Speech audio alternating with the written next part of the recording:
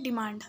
Demand basically ये 12th class के syllabus में डिमांड जो है बहुत ही इंपॉर्टेंट है, क्वेश्चन बेस्ड बहुत ज़्यादा इंपॉर्टेंट है। तो आज हम समझेंगे डिमांड क्या होता है। Demand for a commodity refers to a quantity of a commodity that the consumer is willing to buy different price during a given period of time. ये तो बुकिस लैंग्वेज में हो गया। ओन लैंग्वेज में हम समझते हैं demand refers to desire for a commodity backup by ability to pay by willingness to pay for a commodity. अब देखो डिमांड से आप हिंदी इसका मतलब समझे तो डिमांड का मतलब होता है मांग। तो डिमांड इंसान कब करेगा? जब उसे या तो उसकी नीड होगी या तो डिज़ायर होगा। आप चाहेंगे किसी चीज़ को ख़रीदना, कोई भी चीज़ का, आप किसी भी प्रकार का चीज़ का आप डिमांड कब करते हैं? या तो आपको उस चीज़ की ज़रूरत हो, या तो आप उसे सच में मतलब वो आप उसे पसंद करते हो, आपकी वो वांट हो। ठीक है, बेसिकली यहाँ पे नीड देखा जाता है कि इंसान अपना नीड को पूरा करने के लिए डिमांड करता है।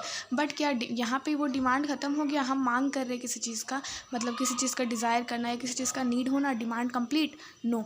When we willing to pay for that commodity, जब हम डिमांड के लिए जो डिमांड हम जिस चीज़ का हमें नीड है या डिज़ायर है उसको हम पे करने के लिए अवेल है, वहाँ पे हम उस चीज़ को ख़रीद सकते हैं मार्केट में प्राइस दे करके। जब हम उसे अपने घर ले आते हैं या फिर कंज्यूम कर लेते हैं, दैट इज़ अ डिमांड। जब उसे हम पे कर देते हैं तो उसे हम डिमांड कहते हैं। हम उस कमोडिटी को ख़रीदने के लिए विलिंग है for that commodity, that is a demand.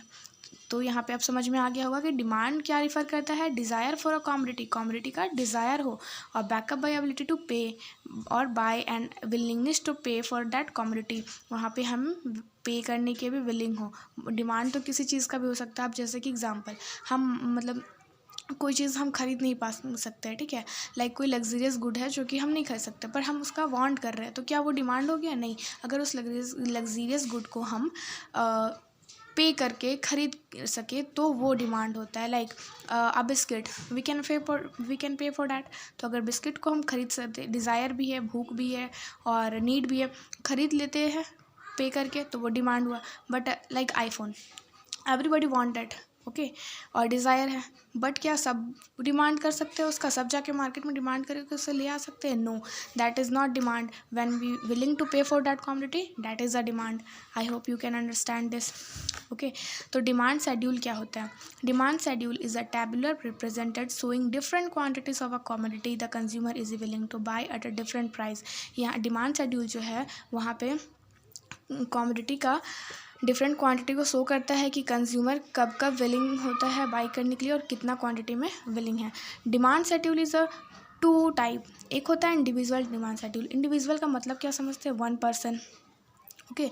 One person कब डिमांड करता है उसका शेड्यूल को हम समझेंगे। उसके बाद मार्केट, ऑल ओवर मार्केट में जो डिमांड है उसका शेड्यूल को भी हम यहाँ पे समझेंगे। तो इंडिविजुअल डिमांड शेड्यूल क्या होता है? Demand schedule is a tabular represented showing different quantities of a commodity and individual consumer is willing to at a different price. इसे हम थोड़ा टेबुलर फॉर्म में पहले देख लेते हैं, उससे आपको क्लियरली समझ में आ जाएगा। जैसा कि मैंने कहा टेबुलर फॉर्म में क्या हो रहा है, यहाँ पे डिमांड को समझते हैं। पहले प्राइस किसी भी कमोडिटी का, लेट्स टेक अ बिस्किट या फिर चॉकलेट, ओके।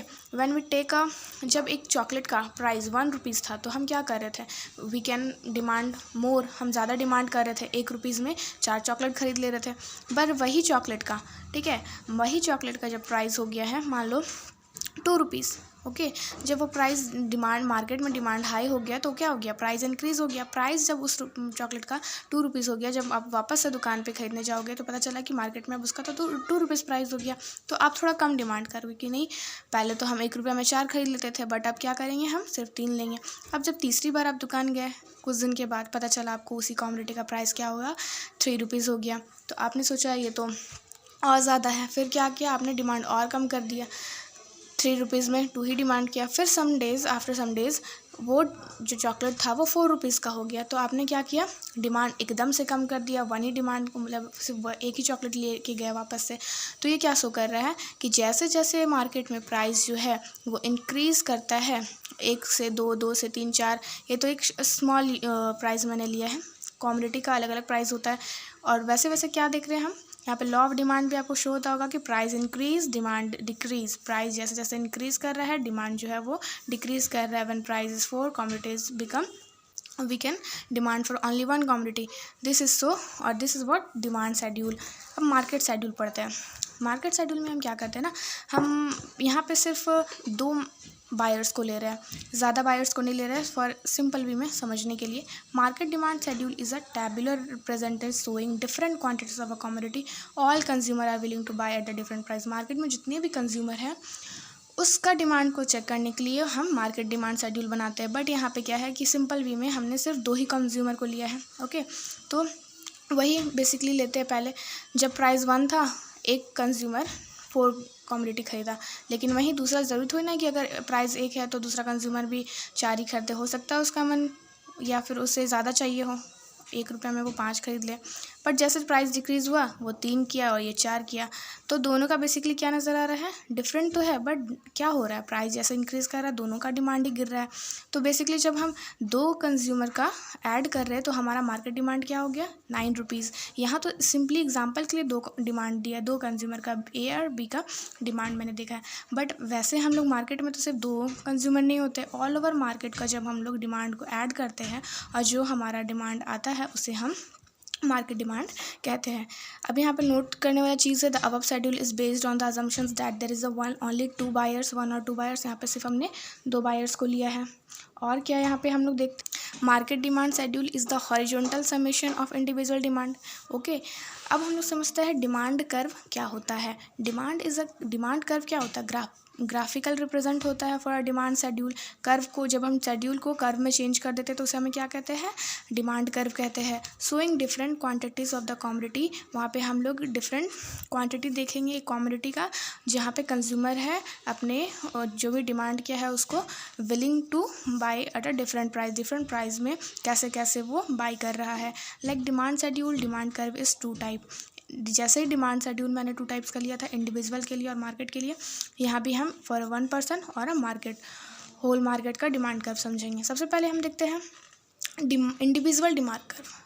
एकदम सिंपल बेसिस में हम लोग समझते हैं, बस जो हमने शेड्यूल को देखा था उसे हम लोग ग्राफिकली रिप्रेजेंट कर देंगे। Individual demand curve is the graphic presently of individual demand schedule. क्या है यहाँ पे, इंडिविजुअल डिमांड शेड्यूल क्या है, इंडिविजुअल डिमांड कर्व का ग्राफिकल प्रेजेंटेशन है। Showing different quantities of the commodity, क्या शो कर रहा है, डिफरेंट क्वांटिटी शो कर रहा है कमोडिटी का, जहाँ पे एक इंडिविजुअल जो है willing to pay for different price, अलग अलग प्राइस में कंज्यूमर क्या कर रहा है एक कमोडिटी के लिए, कैसे वो विलिंग है पे करने के लिए। लाइक वही शेड्यूल हमने लिया है जहाँ पे प्राइस देखिए, डिमांड यहाँ पे देखिए प्राइस जो है वो इंक्रीज़ कर रहा है और डिमांड क्या है, डिक्रीज़ कर रहा है। व्हेन प्राइस इज़, जब प्राइस 1 था तो हम 4 कमोडिटी का डिमांड कर रहे थे, जब 2 था 4, तो जैसे जैसे क्या देख रहे हैं, जैसे जैसे प्राइस जो है वो इंक्रीज़ कर रहा है, डिमांड हमारा डिक्रीज़ कर रहा है।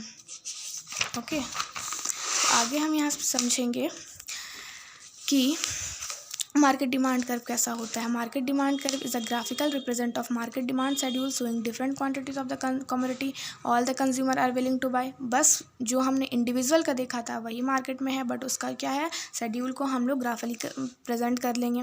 यहाँ पे हमने 3 डिमांड कर्व लिया है जिसमें सब में यही शो हो रहा है कि जैसे जैसे प्राइस इंक्रीज़ कर रहा है वैसे वैसे डिमांड घट रहा है, डिमांड में डिक्रीज़ हो रहा है। देखो प्राइस 4 है तो डिमांड हमारा क्या है, 1 है। प्राइस 4 है तो डिमांड क्या है हमारा, फाइनली 2 है। प्राइस 4 है तो डिमांड हमारा 3 है। अलग अलग कंज्यूमर का अलग अलग डिमांड है क्वांटिटी का, बट क्या है, सबका प्राइस का इंक्रीज़ करने से डिमांड डिक्रीज़ हो रहा है। यहाँ पे हम ये देखेंगे ना कि मतलब ऑल ओवर का जब हम लोग काउंट करेंगे तो वो हमारा मार्केट डिमांड का ग्राफ हो जाता है। अब यहाँ पे हम थोड़ा सबसे इम्पॉर्टेंट में आ जाते हैं, this is a very important topic. Okay, factor affecting demand of a commodity, determinants of demand. Demand को किस किस चीज़ से इफ़ेक्ट हो सकता है, किस किस चीज़ से। आप मतलब पहले आप ही सोचो, किसी चीज़ का पहले बहुत ज़्यादा कम रेट था, ठीक है, बट सडनली जैसे क्या होता है, पहले तो सबसे पहले दिमाग में आता है कि डिमांड कब इफेक्ट होगा, जैसे प्राइस, जैसा कि हमने लॉ ऑफ डिमांड में पढ़ा, प्राइस के इंक्रीज़ करने पर डिमांड कम हो जाता है। तो प्राइस का तो बहुत इंपॉर्टेंट रोल होता है। तो सबसे पहले वहीं पे हमारा सबसे पहला टॉपिक आ जाता है। इसे आपको लर्न करने का ज़रूरत नहीं पड़ेगा। लॉ ऑफ डिमांड को माइंड में रखो कि प्राइस के इंक्रीज़ करने से डिमांड घटता है, तो फैक्टर इफेक्टिंग क्या हो गया, प्राइस ऑफ द कमोडिटी। जैसे प्राइस में जैसे जैसे चेंज आएगा डिमांड भी वैसे चेंज होगा, प्राइस डिक्रीज़ होगा, डिमांड इंक्रीज़ होगा। तो ये बहुत ही इंपॉर्टेंट पॉइंट है हमारा। अदर थिंग्स रिमेन कांस्टेंट, यहाँ पे जब भी हम प्राइस ऑफ द कमोडिटी लेते हैं तो अदर थिंग को कांस्टेंट रखते हैं। On uh inverse relationship between price of commodity and quantity demanded. Inverse relationship का मतलब क्या है यहाँ पे समझते हैं कि प्राइस का इंक्रीज करने पर डिमांड डिक्रीज होता है और डिमांड का और प्राइस का डिक्रीज़ करने पर डिमांड जो है हमारा इंक्रीज़ होता है। ये जो इन्वर्स रिलेशनशिप है उसे हम कहते हैं inverse relationship between price and demand, और इसलिए इसे फर्स्ट है फैक्टर इफेक्टिंग डिमांड कमोडिटी। अब दूसरा हम यहाँ पे देखते हैं price of relative goods. Price of relative goods का में कैसे हो सकता है, this is very important. Relative goods are two type, पहला होता है सब्स्टिट्यूशन इफेक्ट, दूसरा होता है कॉम्प्लीमेंट्री गुड्स। सब्स्टिट्यूशन इफेक्ट और कॉम्प्लीमेंट्री गुड्स को तो हम थोड़ा डिटेल में देख लेते हैं, उसके बाद आपको बहुत अच्छे से ये चीज़ समझ में आ जाएगा कि क्यों ये जो है वो डिमांड को इफेक्ट करता है। सबसे पहले है substitution good. Substitution goods are those goods which can be used in place of one another. For example tea and coffee. A rise the price of coffee will lead to increase the demand in for tea. Direct relationship, इसका कैसा होता है direct relationship. This is very important. Substitution good क्या होता है, ये एक 11th class 12th class BA BCom means जी जिस भी सब्जेक्ट में जिस भी फील्ड में आपका इकोनॉमिक्स है वहाँ पे आपको सब्स्टिट्यूशन गुड का मतलब पता होना चाहिए, ठीक है। और ये बहुत ही बेसिक और बहुत ही सिंपल है, ठीक है। सब्स्टिट्यूशन गुड का मतलब होता है जहाँ पे हम दो गुड्स को मतलब अगर एक गुड्स का प्राइस इंक्रीज़ कर रहा है तो उसमें हम अपना डिमांड को ही शिफ्ट कर सकते हैं। क्या कर सकते हैं, टी मान लो टी का प्राइस इंक्रीज़ हो गया, ठीक है, और मार्केट में टी का प्राइस इंक्रीज़ हो गया तो कंज्यूमर कहाँ शिफ्ट होगा, वो कॉफ़ी की तरफ शिफ्ट होगा। टी का डिमांड कम कर देगा, तो बेसिकली जैसे ही टी का डिमांड बढ़ा टी का डिमांड तो गिर गया, बट क्या हुआ उसका जो सब्स्टिट्यूशन गुड्स था कॉफ़ी, उसका डिमांड अपने आप ही इंक्रीज़ हो गया, ठीक है। तो इसका डायरेक्ट रिलेशनशिप होता है सब्स्टिट्यूशन गुड्स में। जैसे कि आप एग्जांपल लेते हैं Pepsi and Coca Cola. Pepsi and Coca Cola एक बहुत ही अच्छा एग्जांपल है। जब मान लो पेप्सी का प्राइस इंक्रीज़ हो गया, ठीक है, दोनों है तो कोल्ड ड्रिंक, ओके, और Pepsi and Coca Cola similarly most थोड़ा सेम ही होता है, ठीक है। थोड़ा क्या हुआ, बहुत ज़्यादा सेम होता है। जैसे प्राइस ऑफ पेप्सी इंक्रीज़ होता है तो कोको कोला का डिमांड क्या होगा, अपने आप इंक्रीज़ होगा। डायरेक्ट रिलेशनशिप, पॉजिटिव रिलेशनशिप को ये शो करता है। ये क्यों होता है, क्योंकि देखिए अगर आप पेप्सी का पहले आप पेप्सी पसंद करते थे, पेप्सी यूज़ कर रहे हैं, बट जैसे ही आपने देखा कि पेप्सी का प्राइस इंक्रीज़ हो गया बट कोको कोला का प्राइस तो वही है, तो आपने क्या किया, कोको कोला में शिफ्ट हो गया। तो पी का जो डिमांड है, पेप्सी का डिमांड है, वो अपने आप कम हो जाएगा और सी कोको कोला का डिमांड डिक्रीज़ हो जाएगा। यहाँ पे आप क्या सीखते हैं कि कोको कोला का डिमांड ना ही घटा है, कोको कोला का प्राइस ना ही बढ़ा है नहीं घटा है, वो तो कांस्टेंट है, बट इसका सब्स्टिट्यूशन गुड के जो प्राइस है उसके इंक्रीज़ करने पर इसका डिमांड में चेंज आया, तो this is called substitution goods, ठीक है। और यहाँ पे ये समझते हैं इसी के वजह से यहाँ पे क्या हुआ, डिमांड इफेक्ट हुआ ना, इसका डिमांड में इफेक्ट हुआ, इसका प्राइस बढ़ने पर इसका डिमांड में इफेक्ट हुआ, और इसका डिमांड प्राइस बढ़ने पर दूसरे वाले कमोडिटी का इफेक्ट हुआ। तो ये बहुत ही अच्छा एग्जाम्पल था सब्स्टिट्यूशन गुड्स का। अगर आप कहेंगे कि इसका एक अलग से शॉर्ट्स में मैं वीडियो बना दूँगी कि सब्स्टिट्यूशन गुड्स क्या होता है, आपको और अच्छे समझ में आ जाएगा। ग्राफिकली देखते हैं तो increase in price of substitution goods, जैसे यहाँ पे हम यहाँ पे क्या देखते हैं, एक तरफ टी का प्राइस लिए है और एक तरफ टी का डिमांड लिए है। मान लो कि टी का जो प्राइस है वो कांस्टेंट है, 50 रुपीज़ है, 50 रुपीज़ था और 50 रुपीज़ ही है, वो कांस्टेंट है, 50 से ये चेंज नहीं हुआ है। बट यहाँ पे हम देखते हैं कि 50 रुपीज़ होने के बावजूद भी पहले यहाँ पे हम कम क्वांटिटी डिमांड कर रहे थे, बट सडनली क्या हुआ कि 50 रुपीज़ तो प्राइस में तो कोई चेंज नहीं आया, बट क्वांटिटी इंक्रीज़ हो गया। कैसे, ये जो क्वांटिटी डिमांड का जो शिफ्ट हुआ है या फिर क्वांटिटी जो चेंज हुआ है वो होगा सब्स्टिट्यूशन गुड। हो सकता है टी कॉफ़ी का जो प्राइस है वो इंक्रीज़ कर गया होगा, तो कॉफ़ी के प्राइस के इंक्रीज़ करने पर कॉफ़ी का तो डिमांड गिर गया, तो कॉफ़ी का डिमांड गिरा तो वो लोग कहाँ शिफ्ट हो गए, वो टी के और शिफ्ट हो गए, इसलिए टी का डिमांड में चेंज आया। This is called substitution good effect, और इसलिए यहाँ पे डिमांड जो है टी का इफेक्ट हो गया। अब हम यहाँ पे देखते हैं कॉम्प्लीमेंट्री गुड्स। कॉम्प्लीमेंट्री गुड्स का सिंपल एग्जांपल अगर हम लेते हैं तो pen and ink. Pen and ink क्या, इसमें क्या समझ में आता है कि देखो अगर हम पेन का प्राइस जो है वो इंक्रीज़ हो रहा है तो हम बेसिकली क्या करेंगे, इंक का डिमांड भी अपने आप गिरते जाएगा। क्यों, क्योंकि अगर इंसान पेन जो है उसका प्राइस बढ़ रहा है तो पेन का डिमांड कम कर देगा। जब पेन का डिमांड कम होगा तो इंसान जब पेन ही कम खरीद रहा है तो इंक क्यों खरीदेगा, इंक तो पेन में ही यूज़ होगा ना, तो इंक का डिमांड भी अपने आप कम हो जाएगा। कार एंड पेट्रोल, अब इंसान मान लो कार का कार का प्राइस जो है वो बहुत हाई लेवल का हो गया है, तो क्या होगा, कार का लेवल हाई होगा, प्राइस हाई होगा तो पेट्रोल का डिमांड अपने आप ही डिक्रीज़ हो जाएगा। कार इंसान लेना ही बंद कर देगा या लेना ही कम करेगा तो डिमांड, पेट्रोल का डिमांड भी तो चेंज आएगा ना। This is called complementary goods. Complementary goods are those goods which are demanded together, वो दोनों साथ में डिमांड होते हो। For example pen and ink, car and petrol, this type of example is very suitable for complementary goods. A rise in the price of pen will lead to the decrease in the price of ink, जैसा कि मैंने अभी आपको समझाया। Rise in price of complementary goods, यहाँ पे हम देखते हैं क्या हुआ, पेन एंड इंक है, ठीक है, प्राइस ऑफ इंक है और डिमांड फॉर इंक है। यहाँ पे देखते हैं प्राइस ऑफ इंक क्या है, इंक का प्राइस में कोई चेंज नहीं आया, वो कांस्टेंट है। वो मान लो 20 रुपीज़ है तो वो कांस्टेंट है, वो उसमें इंक के प्राइस यहाँ पे इफेक्ट से चेंज नहीं हो रहा है। बट यहाँ क्या है, प्राइस जो है वो कांस्टेंट है। बट क्या हुआ ना, हमारा पेन का जो डिमांड है, पेन का प्राइस जो है वो इंक्रीज़ हो गया। तो पेन का प्राइस इंक्रीज़ हुआ तो इंक का प्राइस क्या होगा, पेन के प्राइस, तो इनका डिमांड गिर जाएगा। क्यों, क्योंकि पेन का भी तो डिमांड गिरा है ना। प्राइस ऑफ पेन के इंक्रीज से डिमांड ऑफ पेन डिक्रीज़ हो गया। तो डिमांड जब पेन का डिक्रीज़ होगा तो इंक का भी तो डिमांड डिक्रीज़ होगा ना। तो वही शो कर रहा है, प्राइस इसका तो चेंज नहीं हुआ, बट क्या हुआ, इसका प्राइस तो चेंज नहीं हुआ बट इसका डिमांड कर्व क्या हो गया, शिफ्ट हो गया। इधर के इधर शिफ्ट हुआ, इधर के और शिफ्ट हुआ है, ठीक है। देखो क्वांटिटी पहले इतना डिमांड हो रहा था, प्राइस वही है बट फिर भी डिमांड डिक्रीज़ हो गया। क्यों, बिकॉज ऑफ कॉम्प्लीमेंट्री गुड्स, ठीक है। तो यहाँ पे भी ये एक डिमांड इफेक्ट है, ठीक है, डिमांड फॉर इंक और डिमांड प्राइस ऑफ इंक कैसे यहाँ पे शो हो रहा है। I hope you know that what is complementary goods. अब केस 1 तो देख लिए कि कैसे हमारा प्राइस के मतलब दूसरा कॉमोडिटी का प्राइस इंक्रीज होता है और डिमांड गिरता है। केस 2 में देखते हैं decrease in the price of complementary goods. अब मान लो यहाँ पे हम देखते हैं कि पेन का जो प्राइस है ना वो गिर गया, तो पेन का डिमांड क्या हो जाएगा, इंक्रीज़ होगा। तो पेन का डिमांड जब इंक्रीज़ हुआ तो इंक का भी तो डिमांड बढ़ेगा। तो इंक का डिमांड किधर शिफ्ट हो गया, राइट वर्ड शिफ्ट हो गया, इधर शिफ्ट हो गया, D1 में आ गया। प्राइस बट वही है, बट क्या हुआ, डिमांड इंक्रीज़ हो गया। The price of ink is remain constant, OP है, but however the quantity of demanded increase from OQ। क्वांटिटी डिमांडेड क्या हुआ, OQ1 से OQ से OQ1 शिफ्ट हो गया, represented by right word shift. ये पहले क्या हुआ था, लेफ्ट वर्ड शिफ्ट हुआ था ना डिमांड के डिक्रीज होने पर, बट यहाँ पे क्या हुआ, राइट वर्ड शिफ्ट होता है। This is very important, okay. इसे आप एकदम अच्छे से कर लो, हो सकता है नहीं हो तो आप स्क्रीनशॉट ले लो और ये जो नोट्स है, ये जो ग्राफ है, उसे आप अच्छे से एक बार प्रैक्टिस कर लो, ओके। और यहाँ पे एक decrease in price of substitution goods, यहाँ पर decrease in price of substitution goods, वहाँ पर सेकंड 2 जो मैंने केस नहीं बताया था वहाँ पे मैं आपको शो करती हूँ कि प्राइस ऑफ टी जो है वो कांस्टेंट है, बट वो डिक्रीज़ कब होगा, जब कॉफ़ी का डिमांड जो है, कॉफ़ी का जो प्राइस है वो कॉफ़ी का प्राइस जो डिक्रीज़ हो जाएगा, तो कॉफ़ी का प्राइस जब डिक्रीज़ हो जाएगा तो टी का डिमांड क्या होगा, टी का डिमांड इंक्रीज़ हो जाएगा।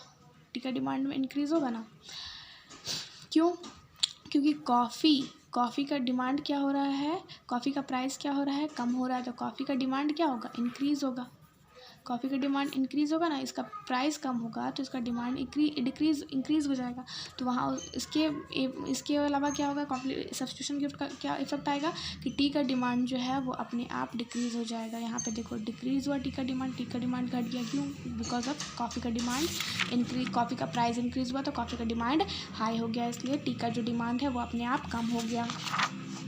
और क्या क्या चीज़ जो है इन एक डिमांड को इफ़ेक्ट कर सकता है, इनकम ऑफ कंज्यूमर का इनकम में भी तो इफ़ेक्ट आएगा ना। अगर इन कंज्यूमर का इनकम हाई है तो वो क्या होगा, मतलब वो अपने आप ही ज़्यादा कॉमोडिटी को डिमांड करेगा, ज़्यादा कॉमोडिटी खरीद सकेगा। बट एक कंज्यूमर का डिमांड कम है, आप देख सकते हैं किसी ए पर्सन का अगर 10,000 रुपया सैलरी है या इनकम है और उसी कॉमोडिटी कंज्यूमर बी का 30,000 है फॉर एग्जांपल, तो ये डिमांड ज़्यादा करेगा या ये डिमांड ज़्यादा करेगा, ज़्यादा तो ये डिमांड करेगा क्योंकि इसका इनकम ज़्यादा है, और ये हो सकता है कम डिमांड करे, ठीक है। According to income of consumer goods are 2 types, और 2 टाइप्स का होता है, एक होता है normal goods and inferior goods.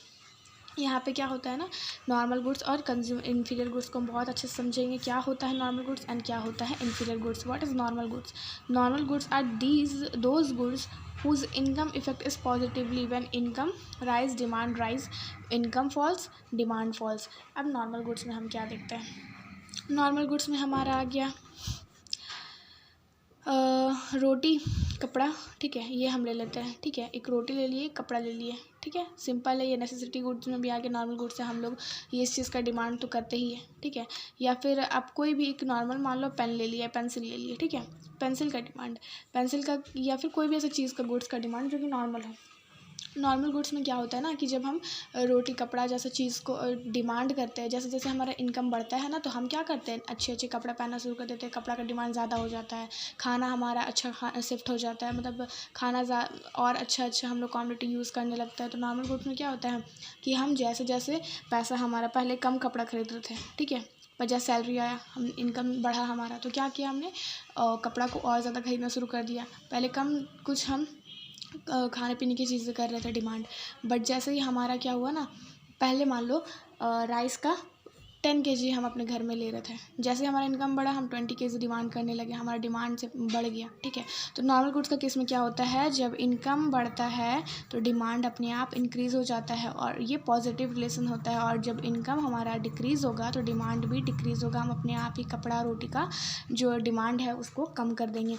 यहाँ पे देख सकते हैं increase in income of consumer, consumer का देखो प्राइस तो कांस्टेंट है, बट कंज्यूमर का जब इनकम जो है वो इंक्रीज़ होता है तो क्वांटिटी अपने आप इंक्रीज़ हुआ, राइटवर्ड शिफ्ट हो गया, ओके। और केस 2 में देखते हैं, जैसे जैसे प्राइस तो सेम ही है, कमोडिटी का प्राइस से कोई इफेक्ट नहीं है, बट इनकम का अगर कंज्यूमर का इनकम कम है तो क्या करेगा, कमोडिटी भी कम खरीदेगा। तो this is the case 2, okay. अब हम लास्ट में देखते हैं कि इन्फीरियर गुड्स क्या होता है। Inferior goods are those goods whose income effect is negative.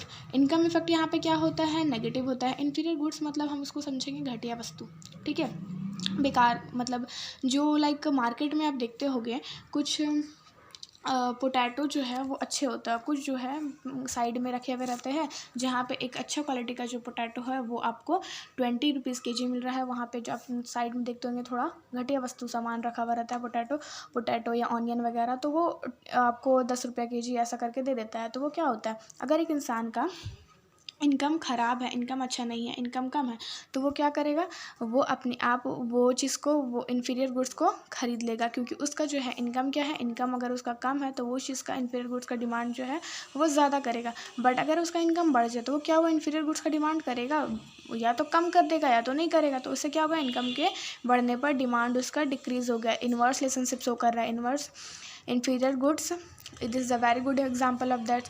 या फिर हम देख सकते हैं और भी कोई भी चीज़ें, ठीक है। Inferior goods are those goods whose effect is negative, when income is rise demand falls, and when income is falls demand rise. यहाँ पे हम देखते हैं जैसे ही प्राइस तो सेम है, बट जैसे इनकम हमारा क्या हुआ, बढ़ा, तो कमोडिटी क्या हो गया, हम उस चीज़ का कमोडिटी कम।